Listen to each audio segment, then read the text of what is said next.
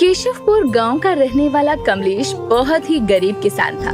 उसकी पत्नी और 2 बेटियों की जिम्मेदारी उसी पर थी। घर का खर्चा चलाने के लिए वो अपनी छोटी सी जमीन पर खेती किया करता था, लेकिन खेती में उसकी आमदनी कम और लागत ज्यादा लगती थी, जिसके कारण उसका गुजारा बहुत मुश्किल से हो रहा था। एक रोज उसकी पत्नी कविता कहती है, सुनिए जी, खेती करने से तो कोई फायदा नहीं हो रहा, आप कोई दूसरा काम क्यों नहीं करते?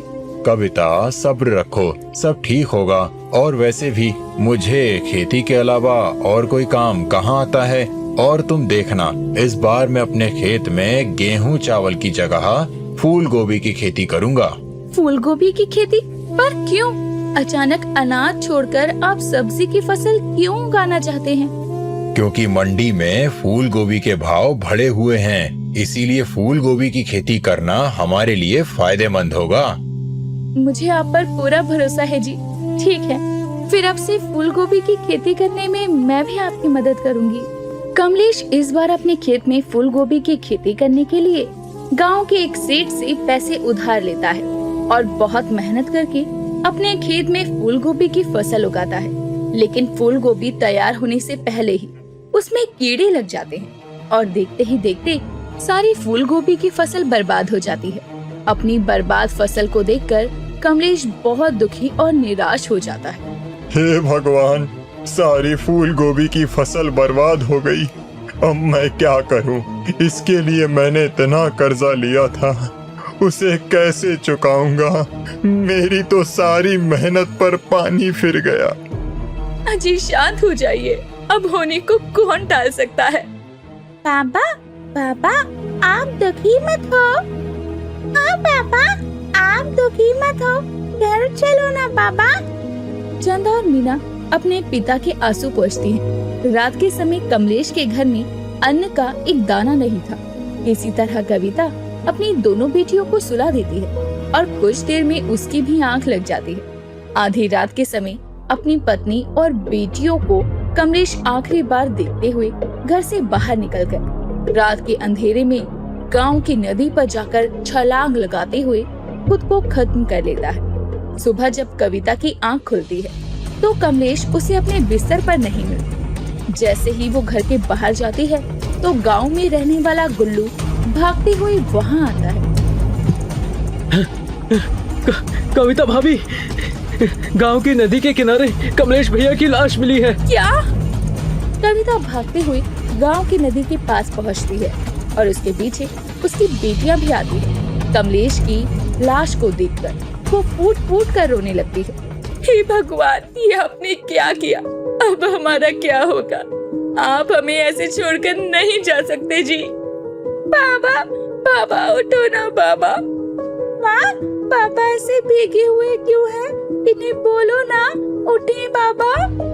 कमलेश के आत्महत्या करने के बाद तो जैसे कविता की दुनिया ही उजड़ गई थी और अपनी दोनों बेटियों की जिम्मेदारी उसी पर थी। साथ ही कर्जदार भी उसे परेशान करने लगे थे।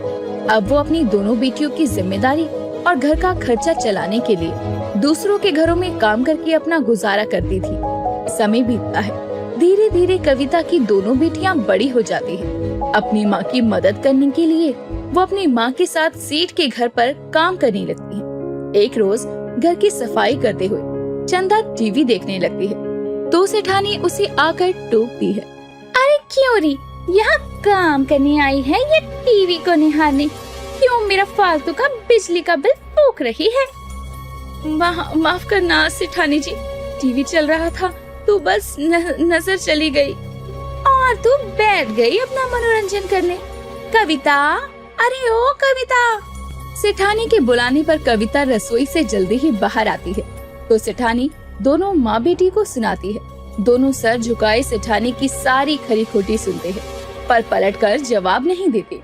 तभी दरवाजे पर दस्तक होती है तो चंदा दरवाजा खोलती है और बाहर सामान लिए सेठानी का बेटा खड़ा था जो शहर से वापस आया था और चंदा को देखते ही उसकी नजर चंदा पर टिक जाती है। जी, आप कौन? किससे मिला है आपको? अरे नास बेटी, ये तेरी छोटी सीट है, चल परे हट। मेरे लाल कैसा है तू? कितने दिनों बाद शहर से लौटा है? माँ मैं ठीक हूँ, बड़ी प्यास लगी है, पहले पानी पिला दो। हाय हाय निकम्मी, खड़ी क्यों है? जा ठंडा पानी ला। जी सेठानी जी, अभी लाई। चंदा रसोई की ओर जा रही थी, पर तब भी पंकज की नजर चंदा को ही घूरती है। शाम को कविता और चंदा अपने घर में लौटते हैं, जहाँ मीना खाना बना रही थी और चूल्हे से उसका हाथ जल जाता है। हे भगवान, जला लिया ना तूने अपना हाथ, चल डॉक्टर के पास। माँ मैं ठीक हूँ, खाना बनाते हुए थोड़ा बहुत तो होता है ये सब, आप चिंता मत करो, ये ठीक हो जाएगा। डॉक्टर के पास जाकर क्यों बेकार का खर्चा करना। हे भगवान, ये कैसी जिंदगी हो गई है, एक पैसा खर्च करने से पहले भी सोचना पड़ता है। तू ठंडे पानी से हाथ धो ले, जा खाना मैं बना लेती हूँ। नहीं माँ, आप और दीदी तो अभी थक कर आए हो, फिर चूल्हे चौकी में लग जाओगे। रहने दो, मैं कर लेती हूँ, बस रोटी ही तो पकानी है। कुछ ही दिन में तीनों माँ बेटी मिलकर खाना खाते हैं और अगले दिन कविता अपनी बेटी के साथ सेठानी के घर काम पर पहुँच जाती है। चंदा अपने कामों में लगी होती है, वहीं सेठानी का बेटा पंकज उसके आसपास ही बैठा रहता है और उसे घंटों घूरकर देखता है। चंदा को उसकी नजर कुछ ठीक नहीं लगती, इसीलिए वो अगले दिन तबीयत ठीक न होने का बहाना बनाकर काम पर नहीं जाती। पंकज को सुबह की चाय देने के लिए चंदा की जगह जब कविता आती है तो पंकज कहता है, अरे तुम चाय लेकर क्यों आई हो? तुम्हारी बेटी, मेरा मतलब चंदा कहाँ है? छोटे सेठ जी, वो बात ऐसी है कि मेरी बेटी की थोड़ी तबीयत खराब है, इसलिए वो आज काम पर नहीं आई। अचानक क्या हो गया तेरी बेटी को? सच में बीमार है या काम न करना पड़े इसीलिए बहाना बनाकर घर बैठ गई? नहीं सेठानी जी, आप तो जानती हैं मेरी चंदा कितनी मेहनती है, वो कभी बिना बात के छुट्टी नहीं करती। ठीक है, जा जा नाश्ते की तैयारी कर, तेरे सेठ उठ गए। ठीक है सेठानी जी। अगले दिन ना चाहते हुए भी चंदा को काम पर जाना पड़ता है, क्योंकि अगर वो काम पर नहीं जाती तो उसकी छोटी बहन को उसकी माँ के साथ जाना पड़ता और वो नहीं चाहती थी कि उसके रहते हुए उसकी छोटी बहन काम करे। वो सेठानी के कमरे में सफाई कर रही होती है, पर तभी पंकज आकर उसका हाथ पकड़ लेता है। ये आप क्या कर रहे हैं? छोड़िए मेरा हाथ। अरे घबरा क्यों रही हो? मैंने तो बस तुम्हारा हाथ पकड़ा है, और दूर क्यों जा रही हो? मेरे करीब तो आओ।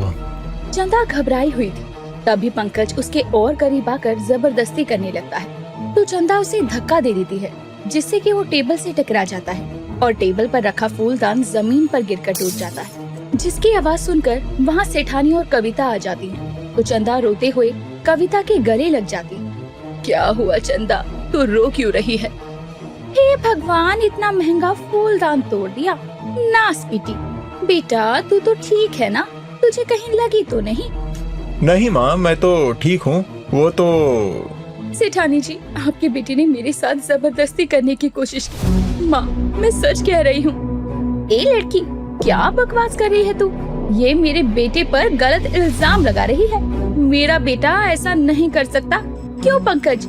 इससे पहले कि पंकज कुछ कहता, तभी वहाँ सेठ आ जाते हैं और पंकज के पसीने छूटने लगते हैं। मैं सच कह रही हूँ सेठ जी, इसीलिए ही मैंने उन्हें धक्का भी दिया। सेठानी, सेठ जी, मेरी बेटी इतना बड़ा झूठ नहीं बोल सकती।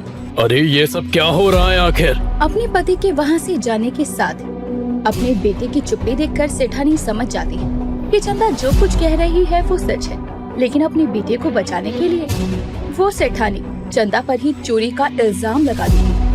अरे चुप करने कम्मी, एक तो कमरे में आकर चोरी कर दी है, ऊपर से मेरे ही बेटी पर गलत इल्जाम लगा रही है। चोरी नहीं सेठानी जी, मैंने कोई चोरी नहीं की, मैं सच कह रही हूँ, मेरी बात का यकीन करो।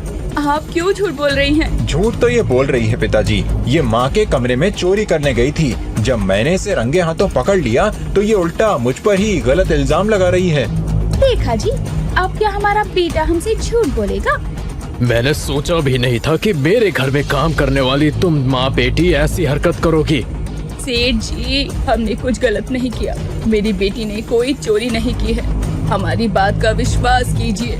इसका फैसला तो अब पंचायत में होगा। इस मामले को सेठ गांव की पंचायत में लेकर जाता है, जहां सभी सेठ के परिवार का समर्थन करते हैं और सजा के तौर पर कविता और उसकी 2 बेटियों को गांव से निकाल दिया जाता है। मजबूर कविता अपनी बेटियों के साथ दूसरे गांव में जाकर रहने लगती है, जहां वो घर चलाने के लिए अपनी बेटियों के साथ एक चाइनीज ढाबे पर काम करने लगती है।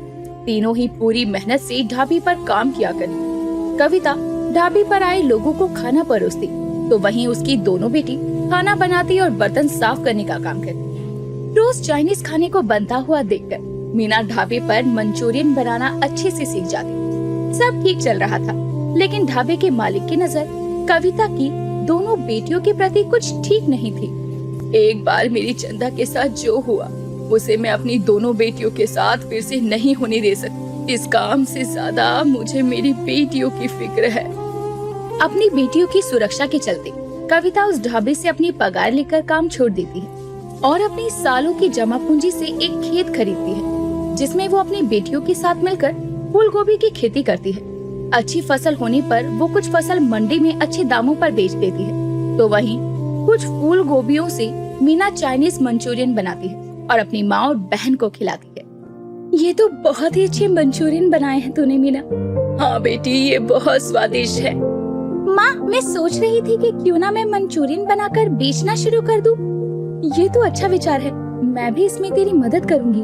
अब एक तरफ वो फूल गोभी की खेती किया करती, तो वहीं दूसरी तरफ मीना और चंदा मंचूरियन बनाकर बेचने लगते हैं। लोगों को उनके बनाए मंचूरियन बहुत पसंद आते हैं और धीरे धीरे फूल गोभी की खेती और मंचूरियन बेचकर वो अच्छी खासी कमाई करने लगते हैं, जिससे और कुछ समय बाद ही एक अच्छा सा घर खरीदते हैं। साथ ही मंचूरियन की दुकान भी बड़ी कर लेते हैं। इस तरह तीनों माँ बेटी अपनी मेहनत और कड़े संघर्ष से अपनी आर्थिक स्थिति को पटरी पर ले आते हैं और एक खुशहाल जीवन जीने लगते हैं। सब्जियां तो सबको पसंद होती है, पर क्या हो दोस्तों, जब आपकी पसंदीदा सब्जी का गांव हो तो आप उसमें रहना चाहोगे या फिर वहां से भागना चाहोगे? चलिए जानते हैं। देश के किसी कोने में पगलापुर नाम का एक सुंदर सा गांव था, जहां के लोग आपस में मिलकर रहा करते और लड़ते झगड़ते भी थे। उस गांव की खास बात तो ये थी कि वहाँ गोभी की पैदावार बहुत अधिक थी। एक दिन झुमरी अपने घर में खाना बना रही होती है, तभी उसका बेटा राजू आकर पूछता है, माँ क्या बना रहे हो आप? अरे ये भी कोई पूछने की बात है का? आज हम त्योहार खातिर गोभी के पराठे और गोभी का अचार और गोभी का चोखा बनाए हैं। जाओ माँ, मुझे आपसे बात नहीं करनी। आपने गोभी का हलवा तो बनाया ही नहीं। अरे मेरे फूल गोभी जैसे बेटे, काहे नाराज होवत है? तोहरे लिए हमने गोभी पाक मिठाई भी तो बनाई है ना। राजू ये सुनकर खुश होते हुए बच्चों के साथ खेलने निकल जाता है। पगलापुर गांव के लोगों का मानसिक संतुलन तो ठीक था, पर गोभी का संतुलन तो खराब था। वहाँ गोभी की पैदावार बहुत ज्यादा थी, इसीलिए वहाँ लोग गोभी ही पहनते, गोभी ही खाते और गोभी के ही बने हुए घरों में रहा करते। उसी गांव में धनी राम नाम का एक जमींदार था, जिसने कि अपने बच्चे मोहित को पढ़ने के लिए बचपन में ही शहर भेज दिया था। आज धनीराम बहुत खुश था, क्योंकि धनीराम का बेटा मोहित शहर से गांव वापस आ रहा था, जो कि शहर में एक बड़ा साइंटिस्ट बन चुका था। ये क्या है मोहित? इतनी सारी गोभी, गोभी के घर, कपड़े, गोभी का झूला। अबे यार, मैं तो खुद इस गांव में बचपन के बाद अब आ रहा हूँ। चलो घर चलकर पिताजी से पूछते हैं। अब मोहित और आशा जैसे ही धनीराम के घर जाते हैं, धनीराम के नौकर दोनों को फूल गोभी की गोभी माला पहनाकर उनका स्वागत करते हैं, जो कि बड़ी भारी थी। पिताजी ये क्या है? वही तो मैं पूछ रहा हूँ, ये क्या है? कौन है ये लड़की जो तेरे साथ आई है?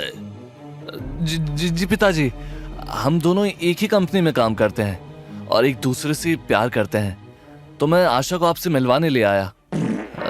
ये बदबू, ये बदबू। माफ करना, वो गोभी खाने से थोड़ी गैस हो गई थी। धनीराम को आशा पसंद आती है और वो दोनों के रिश्ते को मंजूरी दे देता है और आशा धनीराम के घर में रहने लगती है। पर सबके गोभी के इस्तेमाल से अब उसे चिढ़ होने लगी थी और वो एक दिन मोहित से कहती है, मोहित, मैं इतनी गोभी नहीं खा सकती। हम कैसे साइंटिस्ट हैं, हमें कुछ करना चाहिए। ये लोग तो गोभी के बिना मर जाएंगे और you know what, I just hate गोभी। अरे आशा, हमको क्या ही लेना, हम यहाँ कुछ दिन के लिए आए हैं, फिर शहर चले जाएंगे, इतना क्या सोचना। मोहित ये बोलकर चला जाता है, लेकिन वहीं आशा भी बाहर घूमने निकल जाती है और वो देखती है कि धनी राम के घर काम करने वाली झुमरी अपने पल्लू में कुछ छुपाए ले जा रही थी और आशा उसका पीछा करते हुए उसके घर तक आ जाती है। हेलो मिस, क्या छुपा रही हो? बताओ बताओ, वरना मैं धनी राम अंकल को बता दूंगी।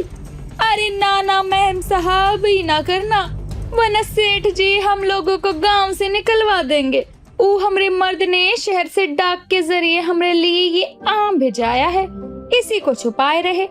इस गांव में बस गोभी का इस्तेमाल होता है ना, बाकी खाने पर पाबंदी है। अब आप बताइए गोभी कब तक खाएं? हमरा गुलाब जैसा फिगर भी ये गोभी खा खा के गेंदा का बन गया है। तो आप कुछ करते क्यों नहीं? आप लोग गोभी खाते ही क्यों हो? हे गोभी मैया, ये क्या कह दिया आपने? हे गोभी मैया, इको माफ कर देना, इको समझ नहीं है, शहरी छोरी है। झुमरी ये बोलकर आशा को अपने घर में खींचकर दरवाजा बंद कर देती है और कहती है, मैडम, ये मान्यता है कि गांव माँ सूखा पड़ा रहा और तब गोभी माता ने साक्षात प्रकट होकर गोभी उगाने का आशीर्वाद दिया। तब से ना ये गांव में गोभी ही उगत है और आप ऐसे बोलेंगे तो गोभी माता का क्रोध हमें देखने को मिलेगा। कहीं ऐसा ना हो कि गोभी पे हाथ से चली जाए। व्हाट रबिश, ऐसा कुछ नहीं होता। मैं आपको कोई और सब्जी इसी जमीन पर उगा के दिखाऊंगी। Wait and watch. Wait and watch? Wait, हमारा वेट ये गोभी खाने से लगता है फिर से बढ़ गया है। गोभी के पराठे तनिक बंद करने पड़ेंगे। आशा अब वहाँ से चली आती है और ये सारी बात मोहित को आकर बताती है, जिसके बाद दोनों बिना किसी को बताए टमाटर के बीज मंगवाते हैं और उसे धनी राम के जमीन पर बो देते हैं, जहाँ कुछ दूरी पर गोभी भी उगी थी। दरअसल धनी राम को भी गोभी बहुत पसंद थी, या यूँ कहें कि गोभी खा खा कर आदत हो गई थी। मोहित और आशा को जमीन में टमाटर के बीज बोते देखकर धनी राम शौक में आ जाता है और कहता है, ये तुम क्या कर रहे हो मूर्खों? जानते हो ना इस गांव पर गोभी माता का आशीर्वाद है। अगर कोई और सब्जी उगाई तो हमारा गांव नष्ट हो जाएगा, और हमारे गांव पर से अगर गोभी माता ने अपना आशीर्वाद हटा लिया तो हम क्या करेंगे? पिताजी, ऐसा कुछ भी नहीं होता है, आप हमें एक बार सब्जी उगाने तो दीजिए। ठीक है, लेकिन अगर कुछ भी आश्चर्यचकित हुआ तो तुम ऐसा फिर कभी नहीं करोगे। मोहित और आशा धनी राम की इस बात को मान जाते हैं, जिसके बाद अगले कुछ दिनों में जमीन पर टमाटर तो नहीं उगते, पर जमीन के पास जो गोभी उगी थी वो भी खराब हो जाती है, जो कि धनी राम ने ही की थी। देखा तुम्हारी वजह से क्या हुआ? टमाटर तो उगा नहीं, हमारी गोभी की फसल भी बर्बाद हो गई। ये बदबू कहाँ से आ रही है? छी! हमसे आ रही है। वो आज सुबह गोभी के पराठे बड़े स्वाद लेकर खाए, इसलिए अब आज के बाद वादे अनुसार तुम लोग गांव में गोभी के अलावा कुछ उगाने की जिद नहीं करोगे, समझे तुम? धनी राम ये बोलकर चला जाता है और तभी बारिश का मौसम भी आता है। मोहित टहलते हुए बिरजू से मिलता है, जो कि उसके पिता के यहाँ काम करता था, और गोभी पर कीड़े लगे देखकर कहता है, अरे काका, ये गोभी पर तो कीड़े लग गए हैं, अब आप इनका क्या करेंगे? अरे करना क्या है, कुछ जानवरों को खिला देंगे और कुछ फेंक देंगे। हम रोज गोभी खाते हैं और जो बच जाती है फेंक देते हैं। ओह, ऐसी बात है। लेकिन ये तो फसलों का नुकसान है। अगर आप इतनी गोभी बर्बाद करते रहोगे तो ये कितना गलत है। आपने इस बारे में कोई कदम उठाने की कभी सोची नहीं क्या? क्या करें साहब, ये सब तो इस मिट्टी का करिश्मा है। बस गोभी की उपज देती है और गोभी खाकर ही हमारा गुजारा होता है। बिरजू ये बोलकर चला जाता है और मोहित कहता है, मिट्टी का करिश्मा? अरे हाँ, याद आया, मिट्टी। मोहित ये बोलकर थोड़ी मिट्टी उठाकर अपनी जेब में भर लेता है और उसे ये करते देखकर दूर से झुमरी कहती है, इस शहर के दोनों लोग बोराए गए हैं। एक मैडम है कि गोभी उगाने की मना करत है और इस साहब है कि जेब में मिट्टी भरत है। यार हमको का, हम तो चले अपने घर गोभी की खीर बनाने। मोहित शहर में अपने गांव की मिट्टी को जांच के लिए भेज देता है और जब उसका परिणाम आता है तो खुशी से आशा को आकर बताता है। आशा देखो, मैंने हमारी पगलापुर गांव की मिट्टी को जांच के लिए भेजा था और वहाँ से ये खबर आई है। इसका मतलब तुम्हारे गांव की जमीन में वो मिनरल्स हैं, वो पार्टिकल्स हैं जिससे तुम और भी ज्यादा तादाद में गोभी उगा सकते हो। हे भगवान, इसका मतलब अब तुम्हारे गांव वाले और भी गोभी खाएंगे। हे भगवान, मुझे तो डर लग रहा है, अगर हमारी शादी के बाद हमारे मुन्ना मुन्नी की जगह पत्ता गोभी और फूल गोभी हुए तो। क्या आशा कुछ भी सोचती हो?